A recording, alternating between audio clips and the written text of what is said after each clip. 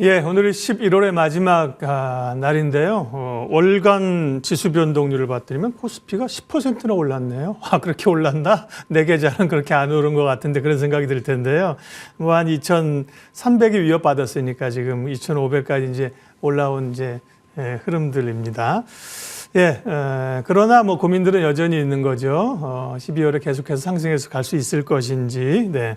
오늘 시황 해설 박건희 KB증권 프라임센터 차장님과 투자 아이디어 찾아보겠습니다. 차장님 어서 오십시오. 예, 안녕하세요. 네. 반갑습니다. 박건희 차장님과 오늘 이야기 나눌 주제부터 살펴보도록 하겠습니다. 박건희의 10시 시황 해설 오늘은 이제는 금리 인하를 대비할 때이다. 그동안은 계속해서 이제 금리 인상에 대한 우려들이 있었는데요.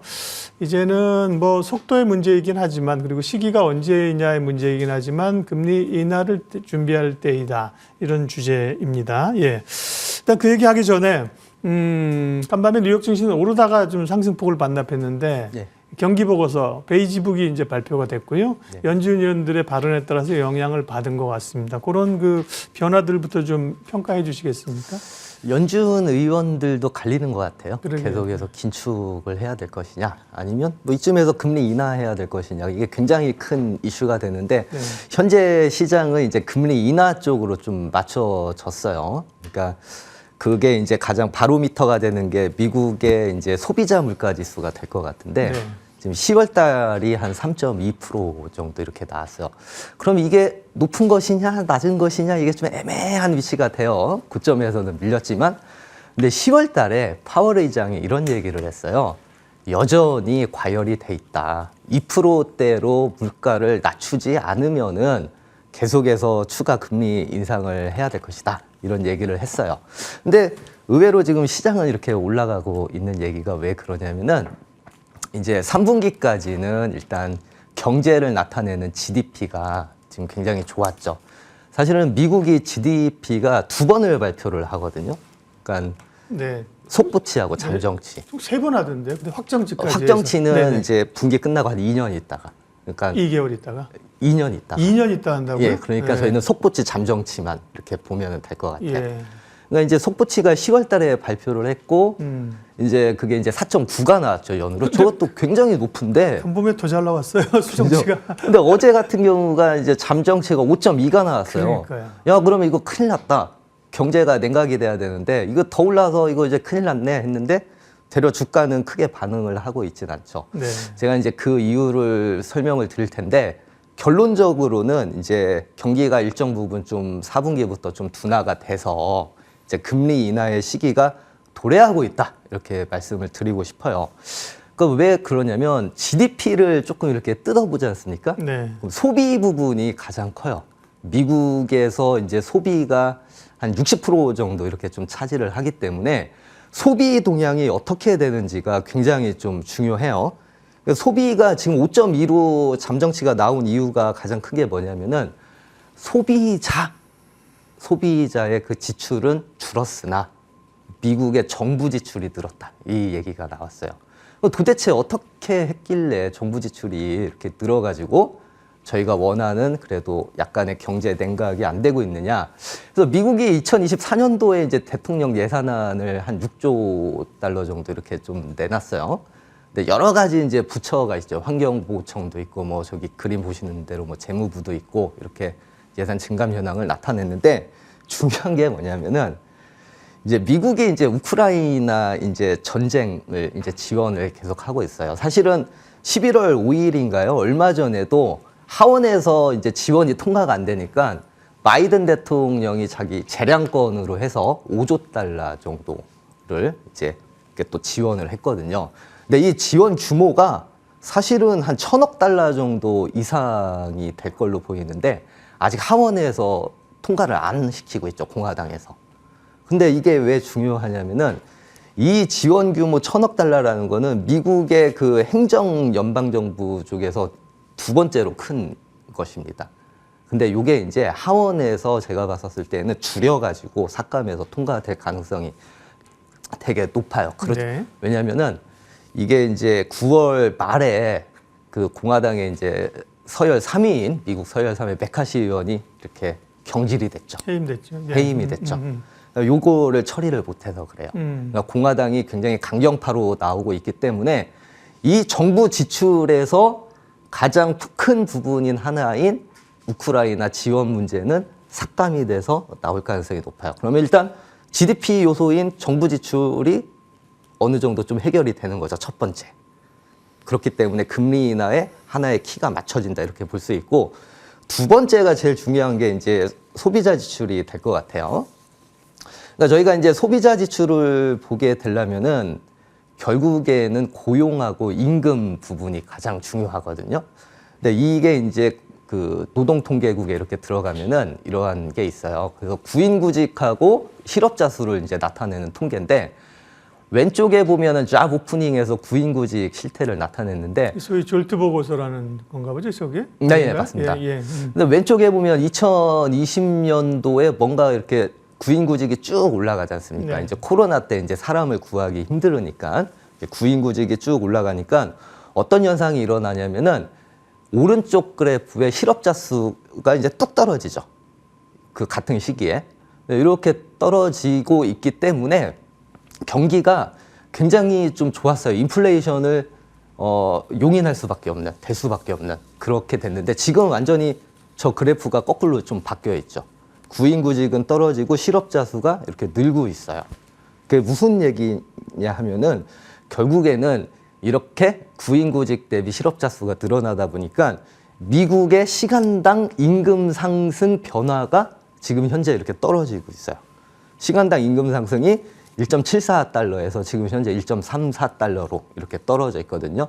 이 말인 즉슨 미국의 GDP를 좌지우지하고 있는 이런 소비자 지출이 서서히 떨어져 가고 있다는 거. 그렇게 되면은 역시나 이번 3분기를 피크로 해서 4분기부터 이제는 저희가 이게 바라는 걸지는 모르겠지만 경기가 약간 좀 둔화로 갈 가능성이 되게 높다는 거를 나타내고 있는 것이죠. 자, 그래서 저는 이제 금리나 수혜 업종을 네, 계속 잠깐만요. 예. 제가 정리 한번 하고요. 예, 알겠습니다. 네. 그러니까 쭉 논리죠, 그죠? 예, 그러니까 다 눈에만 보이는 숫자가 아니라 지금 말씀하신 여러 지표들을 보여주시면서 결국은 미국에도 금리 인하를 할 것이냐 아니냐, 시기가 언제냐, 빠르냐 늦느냐를 논란이 많은데 금리는 인하 기조로 간다, 할 수밖에 없다. 이거를 지금 이제 방금 네, 얘기하신 거잖아요. 네, 맞습니다. 그 얘기를 하신 거고요. 네. 그래서 쭉 이제 정부 지출이나 소비나 뭐 이런 얘기를 하신 거고, 물가는 오늘 밤에 미국에 이제 PCE가 나와요. 근데 네, 이제 네. 오늘보다도 이제 11월 PCE가 다음 달에 나오면 말씀하신 2%대로 들어갈 수 있다, 이런 얘기가 나오고요. 다음 달이 중요합니다. 실업률, 말씀하신 실업률이나 오늘 나오는 PCE보다 다음 달에 나오는 PCE 이런 게 이제 중요합니다. 이제 금리 인하 쪽으로 이제 영향이 갈 건데요. 네, 하시려던 말씀, 이제 금리가 어쨌든 시기의 문제지만 인하 쪽으로 방향성을 소위 턴한다면, 뭐 피봇으로 방향을 잡는다고 하면 우리는 어떤 섹터에 주목을 해야 됩니까? 예, 일단 최근에 올랐었던 게 이제 가상화폐, 어제도 STO 관련주들 네. 좀 많이 좀 올랐었고요. 이제 로봇하고 오늘도 이제 두산 로보틱스 많이 오르고 있고, 이제 플랫폼주 이렇게 보고 있는데 네이버, 카카오가 대표적이겠죠. 일단은 뭐 가상화폐 쪽에서 저는 이제 서울 옥션을 좀 유심히 좀 보셔야 된다는 게 뭐냐면은, 서울 옥션이 소투라고 해가지고 이 웹에 딱 들어가게 되면은 조각 미술품을 거래를 할 수 있어요. 네. 제가 보니까 2023년도 9월 기준으로 해서 저 조각 미술품이 소투라는 그 플랫폼에서 어느 정도 거래가 됐는지 아십니까? 언제요? 올해 9월 기준으로 2023년도. 올해 한 해 동안 이제 네, 한 해 동안. 그러니까 좀 감을 잡기가 힘드시죠? 뭐 한 몇백억 됐습니까? 예, 네. 170억. 네. 그 정도 됐는데 네. 이게 평균적인 조각 미술품 거래가 122개가 됐다 그래요. 가짓수가 많네요. 예. 네. 예. 그리고 평균적으로 거래됐는데 한 130일 요 정도 걸렸다고 하는데, 이게 수익률이 어느 정도 되는지 아세요? 코스피보다 높은가 보죠. 평균으로? 네, 평균으로. 그러니까 평균을 하면 낮아지는데 그 중에 하나가 뭐 엄청난 높은 수익률을 냈다, 뭐 30%, 40%를 냈는데 평균 썸하면 뭐 한 10% 이상 내기 어려울 텐데. 22%. 평균이요. 네, 맞습니다. 거기에서 발생되는 이제 세금을 네. 인하를 또 한 걸로 알고 있어요. 예. 그만큼 이제 서울 옥션이라는 종목이 이러한 그 STO나 가상화폐 이런 블록체인 관련주에서 실생활에 가장 좀 많이 녹아 있는 이런 실생활용 가상화폐 블록체인 주다 해서 조금 더 최근에 좀 강하게 올라가고 있는 이런 모습이 될 것 같아요. 그리고 이제 로봇주 중에서 오늘은 뭐 두산 로보틱스가 좀 강하긴 하지만 두산 로보틱스가 이제 제품군이 13개로 가장 좀 많죠. 이게 이제 그 6축의 자동 회전축을 이렇게 가지고 있기 때문에 협동 로봇이고 일단 레인보우 로보틱스가 최근에 강했었던 게 아무래도 이제 삼성 쪽 관련된 지분 투자하고 최초로 이제 이족 보행 그런 회사이기 때문에 하드웨어, 소프트웨어가 다 강하고 있죠.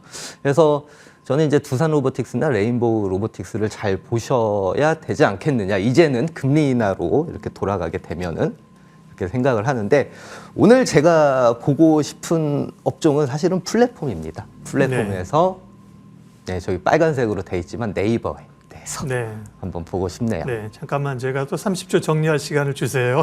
네. 하시고 싶은 말씀을 저희가 워낙 시간이 없어서 그런 것 같아요. 맨날 시간 없으니까 내가 달려야 된다 하고 싶은 말을 그래서 쭉 가셔서 한번 끊고 가면 그러니까 금리 인하가 이제 기조적이라고 하면 기본적으로 뭐 성장주 단에서 그죠? 네. 플랫폼, 뭐 로봇, 그다음에 STO 이런 것도 말씀하셨고 뭐 바이오 같은 경우도 사실 금리 인하 수혜주로 꼽혀요. 근데 이제 그 중에서 사장님이 압축을 하신 거고 더 압축을 해서 관심주를 압축해 달라는 요구에는 네이버를 꼽으셨습니다. 그 이유를 말씀해 주시죠. 예, 제가 좀 빨리 얘기를 했는데. 네, 네. 자, 이 다음 표에서 모든 게 정확하게 나옵니다. 네. 금리 인하가 되면은 왜 네이버가 수혜를 받는지. 네. 이게 네이버 순이익 추정치를 예. 은행 이자율로 제가 환산을 해왔습니다. 보기 좋게. 네. 은행 이자율이 지금 2022년도만 하더라도 지금 현재 2.72% 정도 돼요. 네. 근데 2023년도가 들어섰더니만 4.88% 은행 이자율을 준다는 거예요. 네이버에 투자를 하면. 그러면 2024년도에 가면 5.8%의 은행 이자율을 줘요. 그러니까 이게 무슨 얘기인 즉슨이냐면은 현재 금리 인상이 좀 많이 돼 있지 않습니까? 현재 시중 은행에 가서 예금을 딱 넣게 되면 저희 아파트에도 이게 붙어 있더라고요. 신협이나 이런 게 어떤 모에서 뭐 4%, 뭐 5%, 뭐 이렇게 좀까지 나오더라고요. 저건 PER의 역수로 추정한 겁니까? 저게 어떻게 되냐면은 주당 순이익이라고 있지 않습니까? EPS. 있죠, 예. 현재가하고 EPS를 일단 비교를 한 거예요. 그거를 비교를 해서 연내 순이익이 어느 정도 나오니까 현재 네. 주가 대비 어느 정도의 이자율. 그러니까 PR의 역수로 하면 이제 또 금리 그렇죠. 이자율이 나오니까요. 네. 예, 예.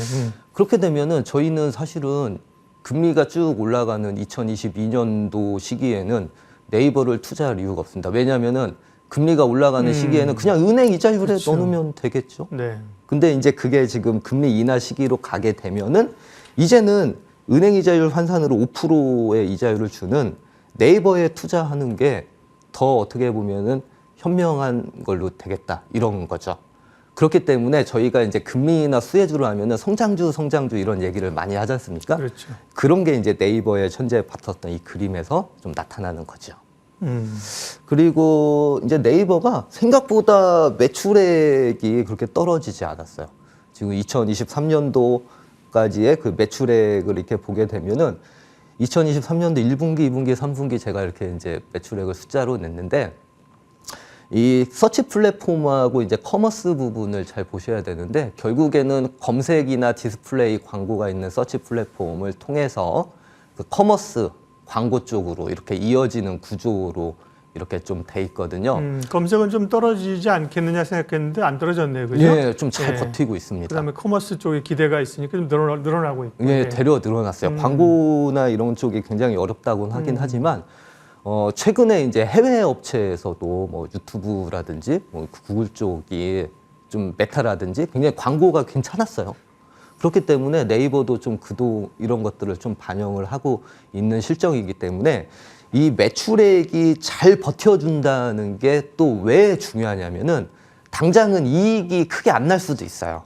근데 매출액이 버텨진다는 거는 나중에 이제 업황이 회복이 되면서 그 매출액을 바탕으로 이익은 커질 수 있는 여건이 되기 때문인 거죠. 그래서 저 매출액이 저렇게 버텨주고 있다는 건 굉장히 중요한 이슈인 것입니다. 네. 그 다음에 또 한 표 하나 또가 있는데 비용 증가율 이건 뭐입니까? 네. 그래서 네이버가 현재는 대부분의 업황이 회복되는 그 시기를 이렇게 딱 보면은 이익이 늘기 전에 일단 비용을 먼저 기업체가 줄입니다. 그래서 어떻게든 버틴 다음에 업황 회복기를 기다리는 거죠. 그러면서 턴어라운드가 빵 되는 건데 네이버의 비용이 굉장히 좀 통제를 현재 좀 잘하고 있다는 거를 제가 좀 보여주고 있어요. 최근에 개발사들이 인건비 부담이 꽤 높았었어요. 그게 좀 떨어지는군요. 예. 네, 그게 현재 통제를 좀 잘 하고 있기는 한데 이게 지금 보면 저는 재밌는 게 이제 파트너비라고 해서 페이 적립금 네. 저희가 이제 쇼핑이나 하면은 거기에서 일정 부분 이제 적립금을 대지 그렇죠. 않습니까? 예. 근데 그거를 일단은 1분기 이후에 확 줄였어요. 그러니까 비용단을 줄이기 위해서 어떻게 보면은 저희 소비자나 고객한테 좀 전가를 한 거죠, 사실은. 그런 게 있기는 하긴 하지만 어쨌든 회사가 살기 위해서 이렇게 비용단에서 통제를 잘 했기 때문에 이제 턴어라운드가 이제 2024년도부터 좀 본격적으로 좀 되지 않겠느냐 네. 이렇게 보고 있습니다. 요즘 사실 이전에는 뭐 주가 한참 올라 떨어질 때는 네이버냐 카카오면 사실 10명 중에 8분은 9분은 네이버라 그랬는데 요즘은 사실 카카오 흐름이 좀 더 좋아요. 근데 네. 카카오와 네이버 중에 예를 들면 플랫폼 관련주 가운데서 네이버를 꼽으신 이유는 뭘까요? 카카오는 사실은 뭐 이런 얘기하기는 좀 뭐하지만 네. 자회사들을 너무 분할해서 상장을 해요. 그러니까 예를 들어 가지고 애플이 아이폰이 가장 핵심이지 않습니까? 아이폰을 쪼개서 아이폰 주식회사에서 상장을 했다고 해봐요. 그럼 애플은 어떻게 보면 껍데기가 남는 거지 않습니까? 카카오가 현재 그러고 있어요. 네. 그렇기 때문에 알짜배기 AI 또 사업도 하고 있는 네이버 같은 경우가 저는 훨씬 더 알짜 기업이다 이렇게 좀 나름대로 보고 있습니다.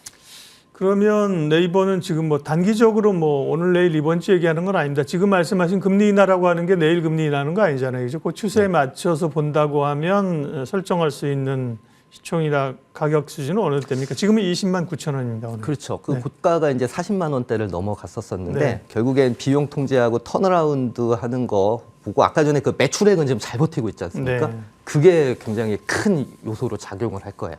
보수적으로 저는 한 40만 원대까지는 일단 올라가기 좀 힘들어 보이고 그래도 한 30만 원대 초반은 가야 되지 않겠냐 이렇게 보고 있고요.